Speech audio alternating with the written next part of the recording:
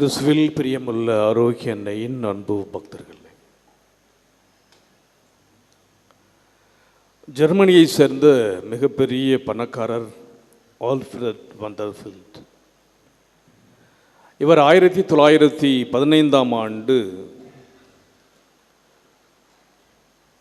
ஒரு சொகுசு கப்பலிலே பயணம் செய்கின்றார். பயணம் நன்றாக சென்று கொண்டிருந்த வேளையில் கடலில் ரோந்து பணியில் ஈடுபட்டிருந்த ஜெர்மனியின் கடற்படை வீரர்கள் லூசிட்டானியா கப்பலை எதிர்நாட்டு கப்பலென நினைத்து தவறுதலாக சுட்டுவிட்டனர்.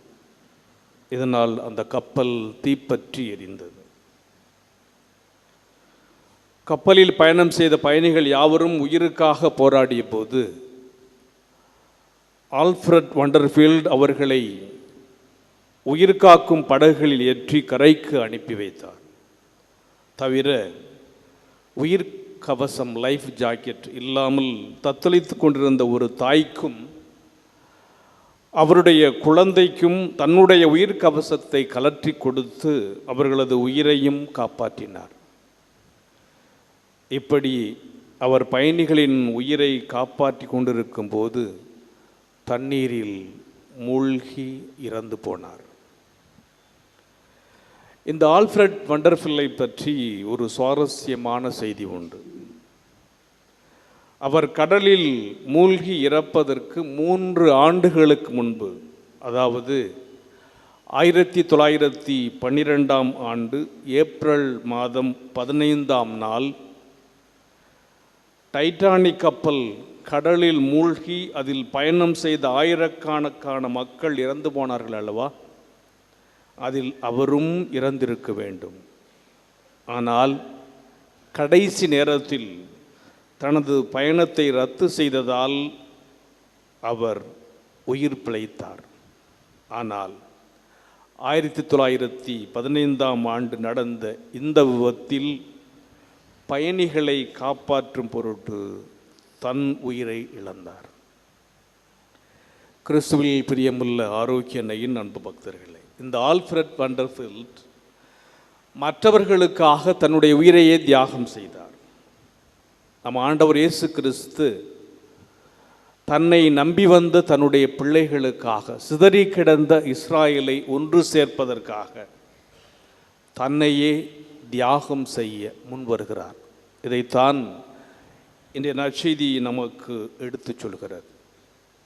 ஆண்டவர் இயேசு லாசரை உயிர்ப்பித்த அந்த நிகழ்வுக்கு பிறகு அநேக மக்கள் கிறிஸ்துவின் மீது நம்பிக்கை கொள்கின்றார்கள். ஆண்டவர் மீது நம்பிக்கை கொள்கின்ற மக்களுடைய எண்ணிக்கை அதிகமாகுவதை கண்ட தலைமை குருக்களும் பரிசேயர்களும் சதுசேயர்களும் இவரை இப்படியே விட்டுவிட்டால் எல்லாரும் இவர் பின்னே சென்று விடுவார்கள், பிறகு ரோம் நம்மை பார்த்து கேள்வி கேட்க ஆரம்பிக்கும், நீங்களெல்லாம் என்ன செய்து கொண்டிருந்தீர்கள்? பரிசேயர்கள் என்பவர்கள் சட்டத்தின் மீது சட்டத்துக்கு கீழ்ப்படிந்து சட்டத்தை அதிகமாக மிக நுணுக்கமாக கடைபிடித்து வந்தவர்கள். சதுசேயர்கள் என்பவர்கள் மிகுந்த வசதி படைத்தவர்கள், அரசியல் ஆதாயம் தேடுகின்றவர்கள், தங்களுடைய அரசியல் செல்வாக்கை தக்க வைத்து கொள்ள இந்த பணபலத்தை, அதிகாரத்தை, செல்வாக்கை தக்க வைத்து கொள்ள விரும்பியவர்கள். அங்கிருந்த குருக்களில் பலர், பெரும்பாலானோர் சதுசேயர்களாக இருந்தார்கள். எனவே இவர்கள் தங்களை தக்க வைப்பதற்காக, தங்களுடைய செல்வாக்கை தக்க வைத்துக் கொள்வதற்காக, தங்களுக்கும் ரோமைக்கும் சுமூகமான உறவு இருக்கின்றதற்காக இப்படியே நாம் இவரை விட்டுவிட்டால் நம்முடைய வாழ்க்கை அல்லது நம்முடைய பதவிக்கு ஆபத்து வந்துவிடும். ஆக ரோமை அரசாங்கம் நம்மையும் நம் இனத்தையும் அழித்துவிடும். காரணம் என்றால் எல்லோரும் இவர் மீது நம்பிக்கை கொள்கின்றார்கள். அதனால தான் கயப்பா சொல்கிறாரு, இனம் முழுவதும் அறிந்து போவதை விட ஒரு மனிதன் மட்டும் மக்களுக்காக இறப்பது நல்லது. இன்றைய நற்செய்தி வாசகம். எனவே ஆண்டவர் இயேசு எல்லோரையும் ஒன்று சேர்ப்பதற்காக இறக்க வேண்டும். இதைத்தான் இன்றைய முதல் வாசகத்தில் நாம் பார்க்கிறோம். எசேக்கியேல் நூலிலே சிதறுண்ட இஸ்ராயல் மக்களை கடவுள் ஓர் நாட்டராக்குகின்றார். பிறகினத்தார் என பிரிந்திருந்த மக்களை ஒன்று சேர்த்து ஆண்டவர் இயேசு எல்லாரையும், யூதர்கள், பிறகினத்தார், தி ஜென்டைல்ஸ் எல்லாரையும் ஒன்று சேர்த்து கிறிஸ்துவின் மீது நம்பிக்கை கொண்டு அவருடைய பிள்ளைகளாக்குகின்றார் என்பதை இன்றைய நற்செய்தி முன் உதாரணமாக கொண்டுகிறது. ஆக ஆண்டவர் இயேசு கிறிஸ்துவனுடைய செல்வாக்கு, இயேசுவின் மீது அவர்கள் கொண்டிருந்த நம்பிக்கை பரிசேயர்களை, தலைமை குருக்களை கிறிஸ்துவை கொலை செய்வதற்கு தூண்டியது. தங்களை தற்காத்துக் கொள்வதற்காக இயேசுவை அவர்கள் கொலை செய்ய விரும்புகிறார்கள். இது நமக்கு தருகின்ற செய்தி என்னவென்றால், நேற்று கூட நாம் சிலுவை பாதையை தியானித்தோம். அதிலே வந்த அந்த காட்சிகள், குறிப்பாக ஆண்டவர் இயேசுவினுடைய அந்த சிலுவை பாதை அல்லது ஆண்டவருடைய பாடுகள். நாளை நாம் பாடுகளினுடைய குருத்து ஞாயிறை தொடங்க இருக்கிறோம். இந்த புனிதமான எருசலேம் பயணத்தை நினைவு கூறுகின்ற நாளை ஆண்டவர் இயேசு பாடுகளை ஏற்க செல்லுகின்ற அந்த நேரம். எனவே அந்த காட்சிகள், அதிகமான காட்சிகள் நம்முடைய மனதிலே இருக்கும்.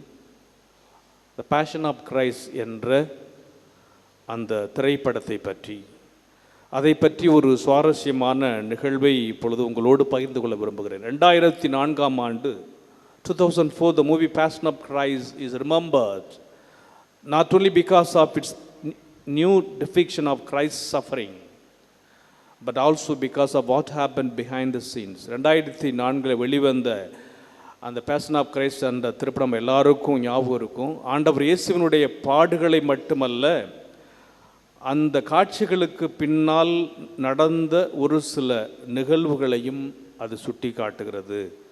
என்ன Jim Caviezel, the actor chosen to portray Jesus, endured much pain while filming the crucifixion. அந்த ஆண்டவர் இயேசுவினுடைய பாடுகளை ஏற்று நடித்தவர் ஜிம் கவிசல் அப்படிங்கிற ஒரு நடிகர் ஆண்டவருக்காக. அவர் இந்த பாடுகளை, இதை படமாக்கிய பொழுது பல்வேறு விதமான துன்பங்களை அவர் சந்திச்சிருக்கிறார். During the production, தயாரிக்கின்ற பொழுது, he was struck by lightning while hanging on the cross. அவர் சிலுவையிலே தொங்கிக் கொண்டிருந்த பொழுது மின்னலால் தாக்கப்பட்டார். He disclosed his shoulder while carrying the 150-pound wooden cross. 150 bound உள்ள அந்த சிலுவை அவர் சுமந்து சென்றபோது அவருடைய ஷோல்டரு டிஸ்லோகேட்டட் ஆயிடுச்சு. He suffered hypothermia, pneumonia and wounds from a real scourge that tore his flesh open. அவ்வளவு வெயிட்டான அந்த பாரமான சிலுவையை தூக்குனதுனால ஹைப்போதெர்மியா, நிமோனியா, இன்னும் அந்த கிழிந்த அவருடைய அந்த காயங்களால் மிகுந்த பாடுகள் பட்டார். For days he struggled much because of the cold and pain.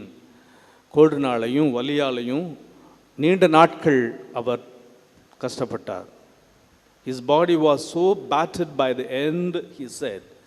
எந்த அளவுக்கு அவர் ரொம்ப கஷ்டப்பட்டார்னா, கடைசியில் முடிவில் அவர் என்ன சொல்கிறார், I didn't just play Christ, I felt crucified.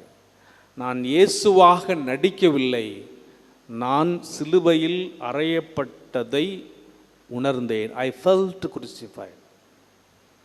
So எல்லாரும் என்ன சொல்கிறாங்க, the people told him to stop filming. படத்தை எடுக்கிறத நிப்பாட்டுங்க. Doctors warned him it was dangerous. இது ரொம்ப ஆபத்து, அதனால இன்னும் கொஞ்ச நாள் நடிக்க வேண்டாம் என்று டாக்டர்கள், மருத்துவர்கள் சொல்லுகின்றார்கள். But he continued offering his pain for a purpose. ஆனால் அவர் தொடர்ந்தார். இவர் அந்த வழிகளையெல்லாம் ஒரு நோக்கத்திற்காக நான் இதை ஏற்றுக்கொள் என்று தொடர்ந்தார். Caviezel would later echo in various interviews. இந்த திரைப்படம் உலகம் முழுவதும் நிறைய பாதிப்புகளை அல்லது மக்களுடைய மனதில் ஆள முடியாத, அதாவது ஒரு நீக்க முடியாத நினைவுகளை அல்லது மக்களுடைய வாழ்க்கையை இது மாற்றிய பொழுது பல இன்டர்வியூகளில் அவர் சொன்ன வார்த்தை என்னென்னா, we all want resurrection. நம்ம எல்லாரும் உயிர்ப்பு வேணும்னு நினைக்கிறோம். But most of us don't want the suffering that leads to it. பல நேரங்களில் அந்த உயிர்ப்புக்கு இட்டு செல்லுகின்ற துன்பத்தை நாம் விரும்பவில்லை. We don't want the suffering. So this wasn't just a movie, இது வந்து ஒரு படம் அல்ல, திஸ் வாஸ் அ மிஷன். இது எனக்காக கொடுக்கப்பட்ட ஒரு மிஷன், ஒரு பணி என்று, ஒரு இலக்கு என்று அந்த படத்தினுடைய ஆண்டவர் இயேசுவை ஏற்று நடித்த ஜிம் கவிசல் கூறுகிறார். It was a mission. அதனால தான் அந்த படத்தை பார்த்த பலர் finding faith, repentance and healing through that film, அதன் மூலமாக சிலர் குணமடைந்திருக்கிறார்கள், நம்பிக்கை பெற்றிருக்கின்றார்கள், மனமாற்றம் அடைந்திருக்கின்றார்கள். காரணம் என்னவென்றால், ஆண்டவர் God uses suffering to redeem the world. இந்த உலகத்தை மீட்பதற்காக ஆண்டவர் இயேசு பாடுகளை பயன்படுத்துகிறார். ஆண்டவருடைய பாடுகளுடைய ஞாயிறு நாளை நாம் கொண்டாடி இருக்கிறோம், குருத்து ஞாயிற்கு நாம் நுழைய இருக்கின்றோம். எனவே ஆண்டவர் செய்த நன்மைகள் அவருக்கு எதிராக அல்லது when good is met with hatred we have to remember, எல்லாமே நாம் செய்கிற நன்மை நமக்கே அது தீமையாக மாறும்.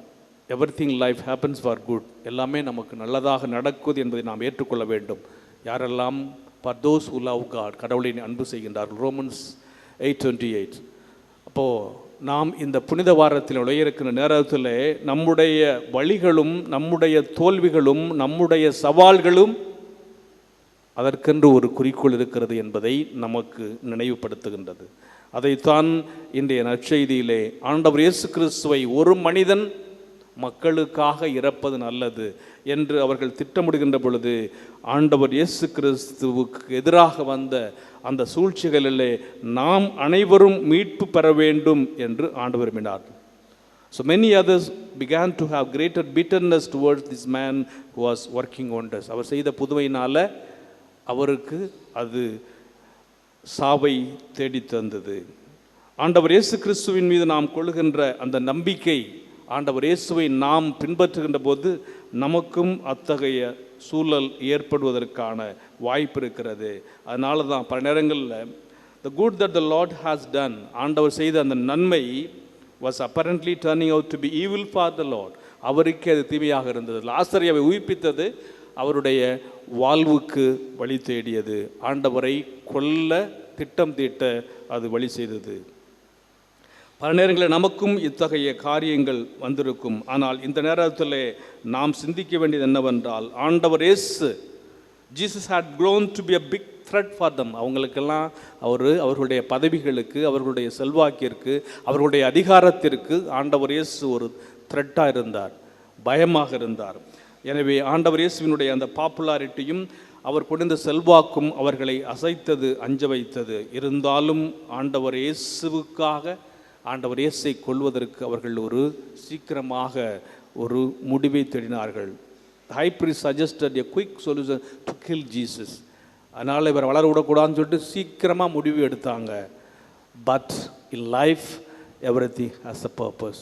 ஒரு மிஷன், ஜிம் கவிசல், நம்முடைய வாழ்க்கையில் நடக்கின்ற ஒவ்வொன்றுக்கும் ஒரு குறிக்கோள் இருக்கிறது. ஏன்னா கடவுள் தான் இந்த உலகத்தை தீர்மானிக்கின்றவர், பாதுகாக்கின்றவர். என்ன பண்ணாங்க? they plotted death but God planned life. அவர் அழிக்க நினைச்சாங்க, ஆண்டவர் வாழ்வாக மாறினார், உயிர் தெழுந்தார். they sought for political gain, அரசியல் ஆதாயத்திற்காக இவரை விட்டா நமக்கு போயிடும், நம்முடைய அதிகாரம் போயிடும் நினைச்சாங்க. but God ensured spiritual gain, ஆன்மீக பலம் கிடைத்தது. they hoped to spare one nation, ஒரு நாட்டை அவர்கள் இழக்க காப்பாற்ற நினைச்சாங்க. the whole world, God saved the whole world, கலவர் உலகத்தையே மீட்டார். they intended the worst evil for Jesus, இயேசுவுக்காக ஒரு தீமையை அவர்கள் விரும்பினார்கள். but God turned it into the greatest good, அதை பெரிய நன்மையாக மாற்றினார். கடைசியில் they wished to scatter all his followers, இயேசுவினுடைய நம்பிக்கையாளர்கள் எல்லாம் அவர்கள் சிதறடிக்க பார்த்தார்கள். God brought them together as one holy nation. சிதறி போன இஸ்ராயலை, யூதர்களையும் புறவினத்தாரையும் ஆண்டவர் இயேசு ஒன்றாக கொண்டு வந்தார். இதுதான் நம்முடைய வாழ்க்கையின் பலன் நடக்கும். சில காரியங்கள், the events we think are bad, நமக்கு ரொம்ப மோசமாக இருக்குன்னு நினைக்கிறது, have purpose in God's mind, கடவுளுடைய நல்லதாக மாறலாம். the moments that we consider as unlucky, இதெல்லாம் அன்னைக்கு நினைக்கிறது can be turned to a blessing by God. அப்போது நாம் ஆண்டவர் இயேசு கிறிஸ்துவின் மீது அவருடைய போதனைகளை நாம் ஏற்றுக்கொள்ள கஷ்டமாக நினைக்கின்ற பொழுது, அல்லது இது நமக்கு புரிந்து கொள்ள நினைக்கின்ற பொழுது, நிச்சயமாக நம்முடைய துன்பங்களுக்கு கடவுள் ஒரு திட்டத்தை வைத்திருப்பார்.